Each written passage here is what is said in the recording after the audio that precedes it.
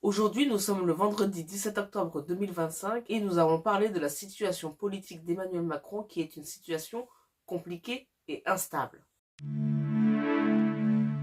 Salut les infocrates, aujourd'hui nous allons parler donc de la situation politique d'Emmanuel Macron et de la situation politique de Sébastien Lecornu, son Premier ministre par extension. Il y a plusieurs points sur lesquels on peut estimer que la situation d'Emmanuel Macron est assez compliquée. Premièrement, il y a la situation du Premier ministre Sébastien Lecornu, dont la mission actuelle est de tenter de faire voter la loi budget à partir de ce mois d'octobre jusqu'en décembre. Il s'agit de voter le budget de l'année 2026, le budget de l'année prochaine.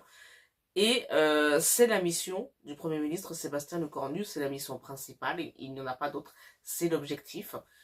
Pourquoi est-ce que c'est l'objectif et pourquoi est-ce que c'est si important et pourquoi est-ce que ça pose autant de problèmes? Eh bien c'est parce que ce budget est un budget d'austérité. C'est un budget qui prévoit un certain nombre d'économies, par exemple sur le service public, notamment par le gel des salaires des fonctionnaires, le gel des dépenses de fonctionnement des services publics, comme les hôpitaux, comme la police, comme la justice, comme l'éducation nationale.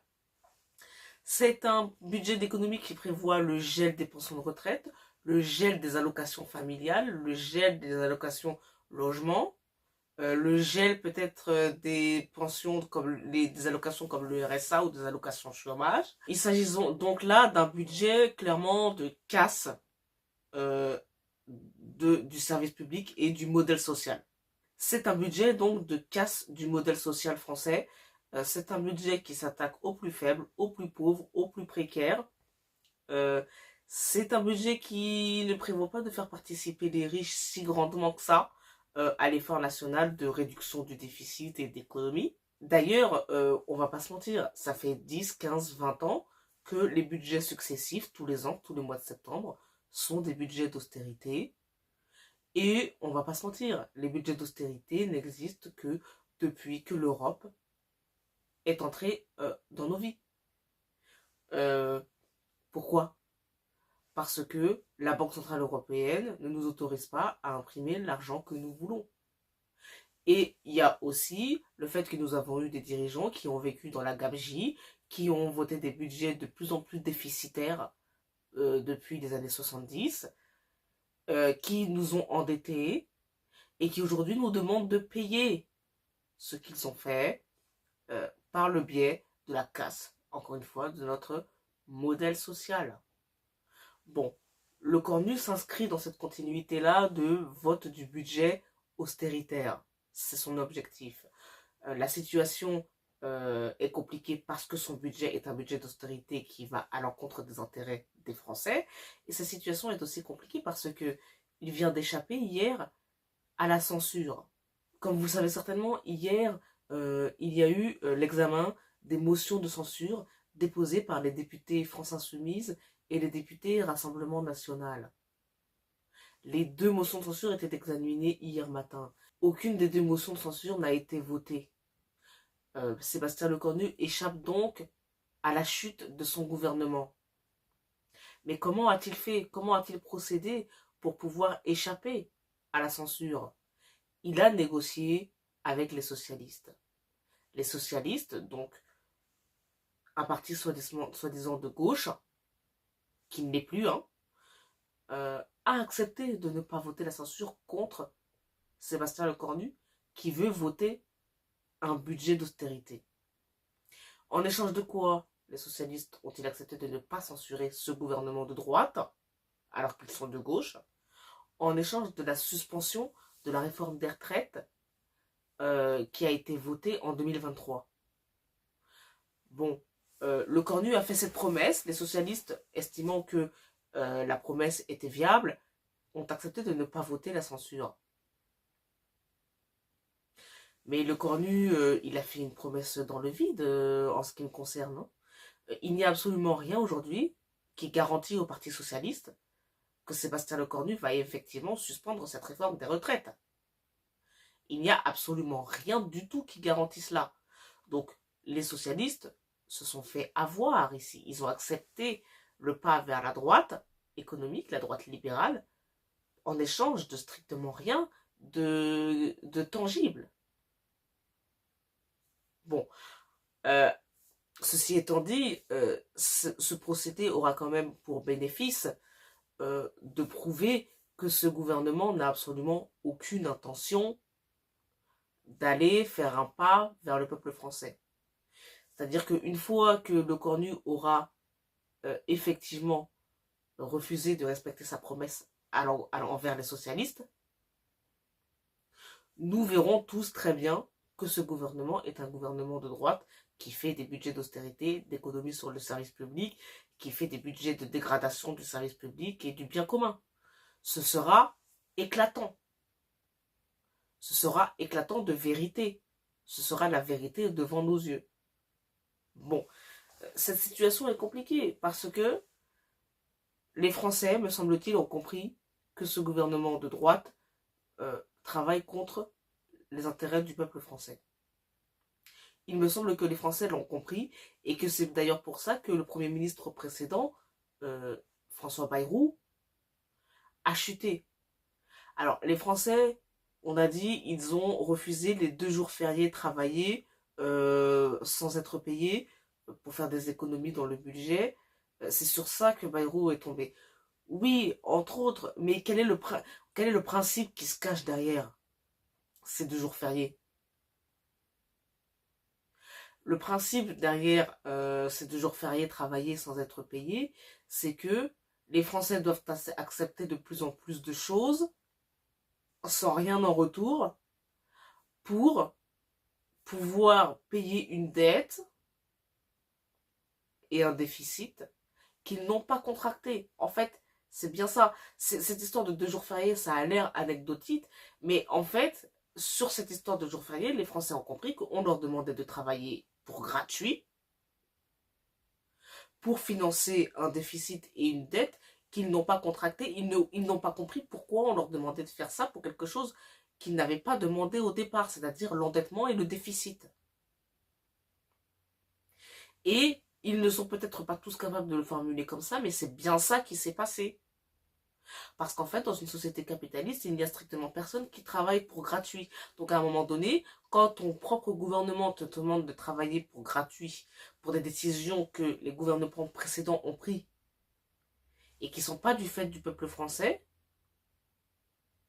en fait, les Français ont très bien compris qu'est-ce qui se passait. C'est extrêmement simple. Donc, ce budget pose un problème. C'est un budget d'austérité, comme on en a vu depuis des années, et les Français n'acceptent plus.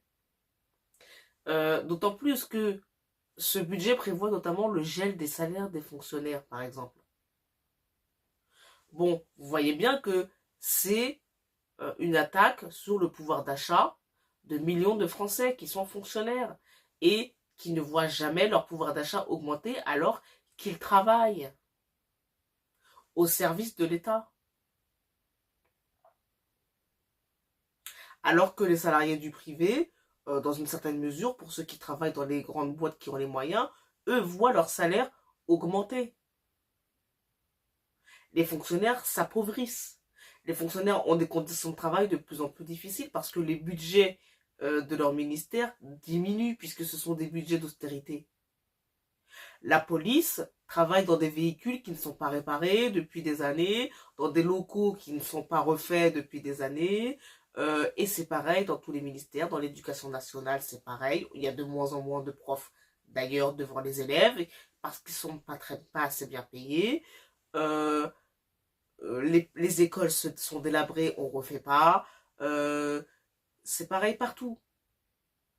Donc les gens, en fait, ont compris. Les gens ont compris qu'on essayait de leur mettre à l'envers.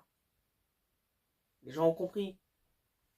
Bon, là, ça, c'est une première situation qui est une situation compliquée parce que il faut que Emmanuel Macron réussisse à faire forcer ce budget à l'Assemblée nationale. Il faut qu'il réussisse. L'année dernière, ça avait déjà posé problème. On avait eu un budget qui avait été voté en retard, qui n'était pas dans les délais, qui n'avait pas été voté au 31 décembre 2024.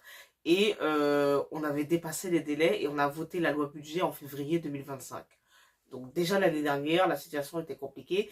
Et déjà l'année dernière, en fait, Michel Barnier était tombé sur ce budget-là. Donc c'est déjà compliqué. Donc, il y a cette histoire de budget qui est compliquée pour Emmanuel Macron. Mais, globalement, vu qu'on est en train d'arriver sur la fin des 2 mandats d'Emmanuel Macron, on commence à voir les couteaux s'aiguiser. On commence à voir les adversaires, les anciens premiers ministres, commencer à dire Emmanuel Macron doit partir.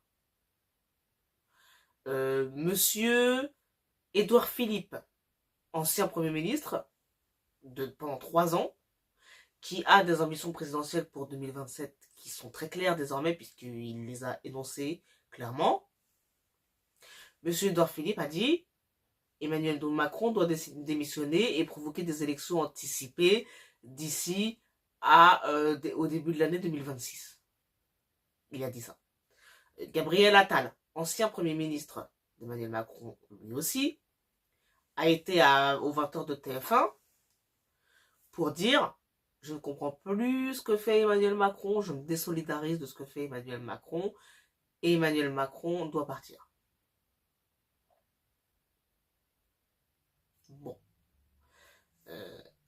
Les députés Rassemblement National passent leur journée à réclamer une dissolution de l'Assemblée nationale dans le but de provoquer donc des nouvelles élections législatives. Et le Rassemblement national sait qu'ils ont une dynamique derrière eux qui les pousse et que si il y a une dissolution et des nouvelles élections, ils auront peut-être plus de députés. C'est une hypothèse qui est plus que probable. Par contre, tous les autres, s'il y a dissolution, tous les autres groupes de l'Assemblée nationale, notamment les groupes de gauche et même les Républicains, tous les autres groupes perdent des sièges et ça aussi c'est plutôt entendu entre tout le monde.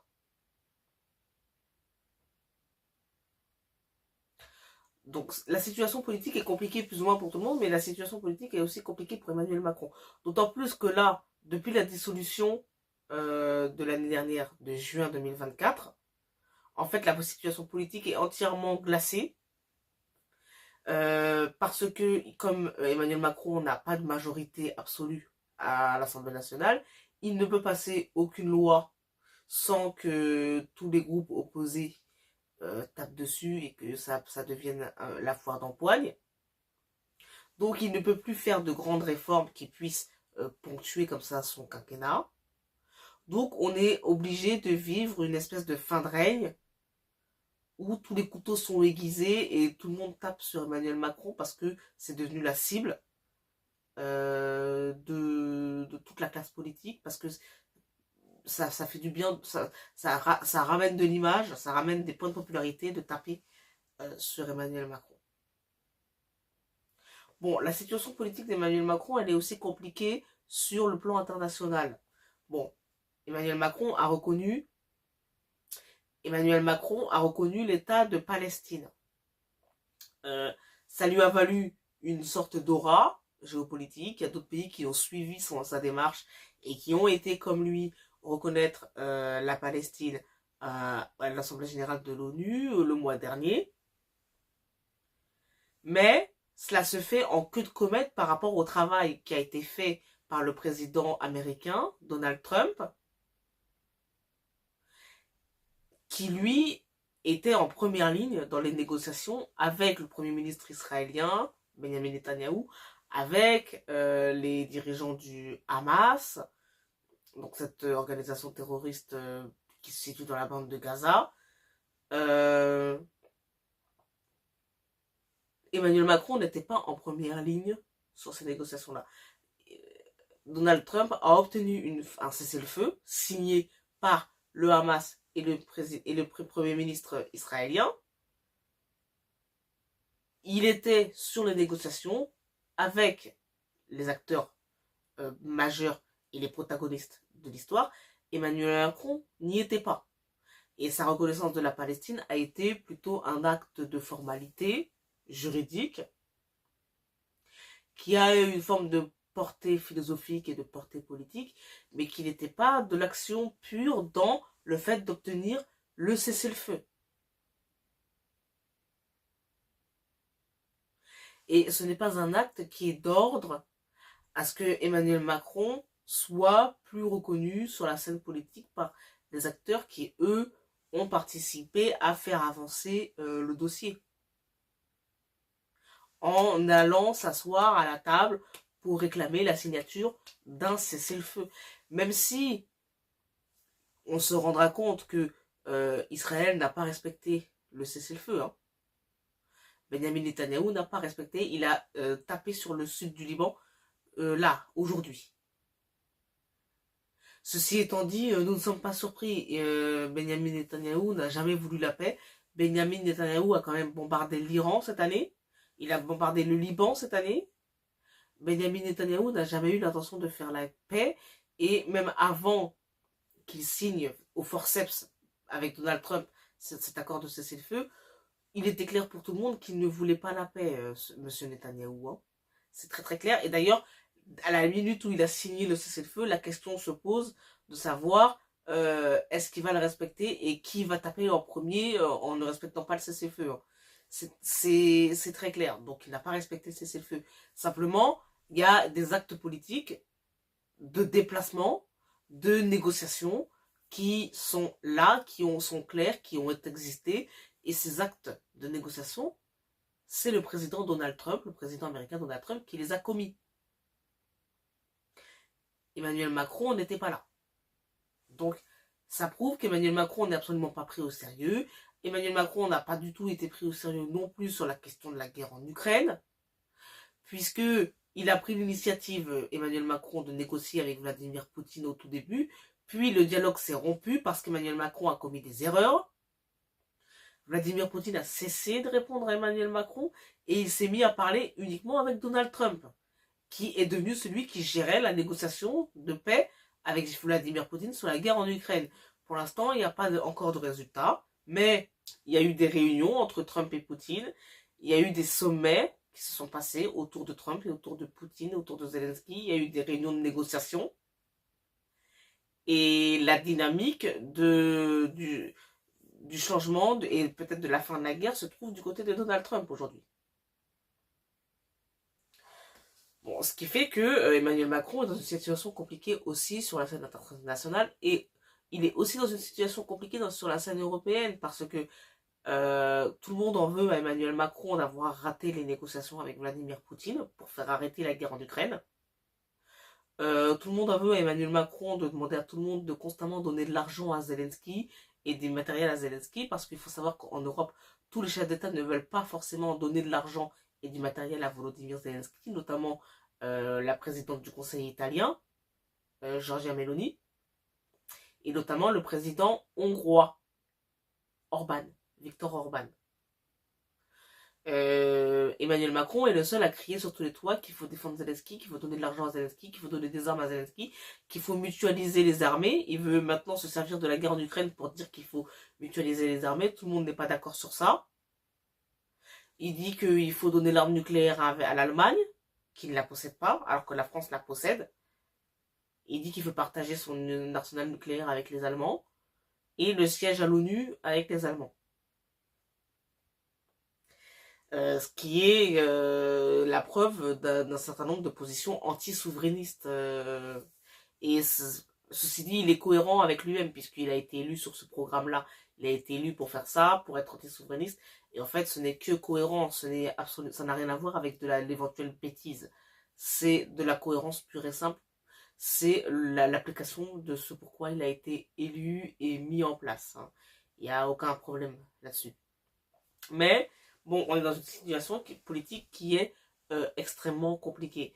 On se demande d'ailleurs qu'est-ce que Emmanuel Macron peut bien envisager à ce stade entre maintenant et 2027.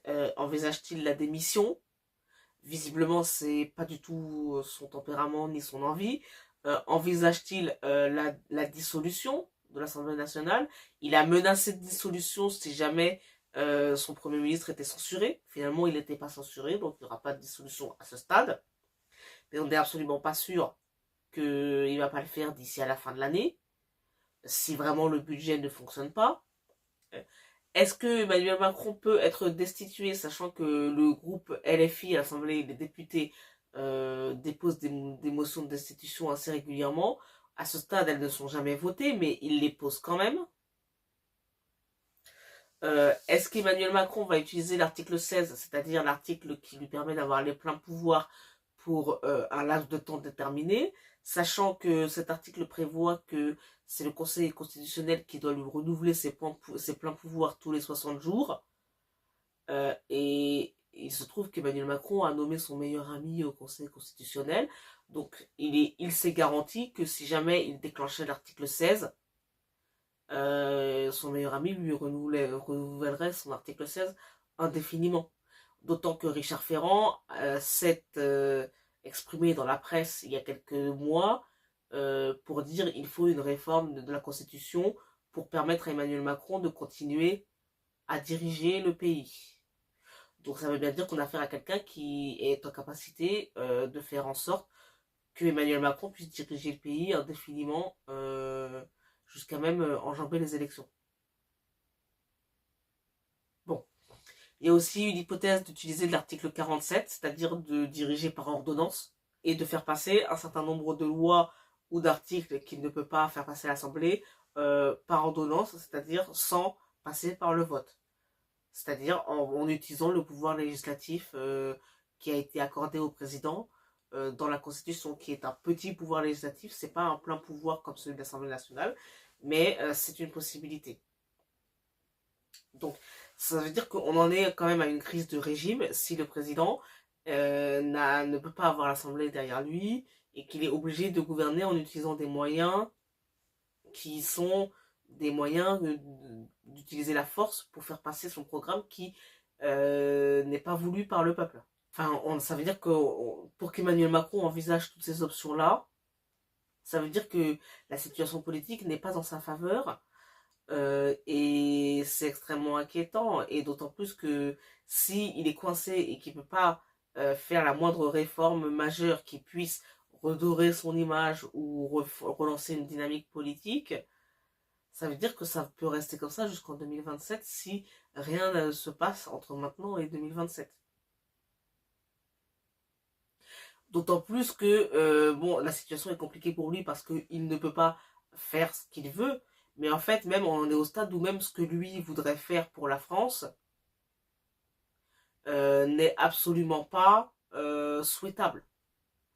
Je veux dire, il y a idéologiquement et politiquement, il y a énormément de monde qui est contre sa proposition et contre son programme, en plus de base.